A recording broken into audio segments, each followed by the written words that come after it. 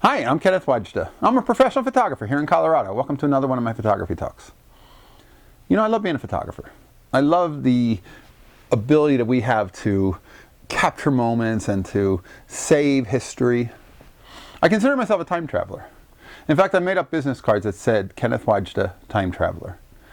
And I really want to consider that as a way of approaching photography because, in a sense, we are. My goal when I photograph things today for my Stryker Project, for families, for documentary work, I'm saving history for the future. I often go out and think, what am I looking at here that won't exist in 50 years that people back at that time would love to come back and say, I wish I get a shot of that. I wish I could see how that was. In a sense, I'm a time traveler. And I see myself as a time traveler from that future time, working now to give them that glimpse. Because I think a lot of people are taking a lot of photographs, but I'm not sure that they're taking photographs of ordinariness. I've often described the Stryker Project as the gap between the hard news is what the media covers, and the vacation pictures and the food is what the snap shooter iPhone photographer covers. But all that other stuff in the middle. What does it look like to watch TV with your family on a Wednesday night?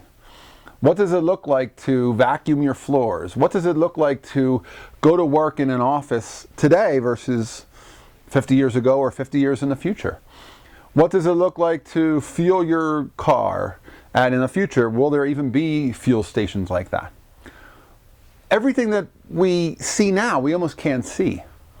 We need to have the perspective of a future to be able to say, well, wait a minute, maybe that is of value and maybe I just need to be made aware of it. Maybe I need to think about what am I documenting here that is, it seems insignificant right now, but it's not. Because in the future, the photographs that we look at now that are 50 years old, we're often looking at them because of the things that are no longer a part of our current world. But back then, they were a part of their ordinary life, and they couldn't see it. And the photographers who photographed those are the ones who saved something that we can now learn a little bit about that time from.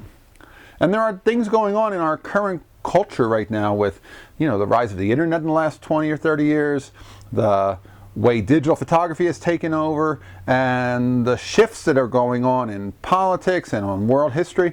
All that stuff is really, really changing quickly, and you don't know what's gone until it's gone. And just like you can't see yourself changing your appearance because you see yourself every day, but other people can see it.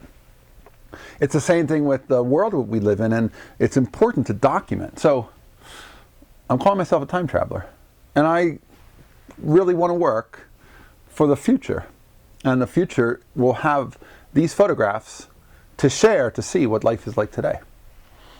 All right, that's today's photography talk. If you're enjoying these, hit the subscribe button. If you can support, hit the Patreon, and thanks so much for watching. I welcome your comments.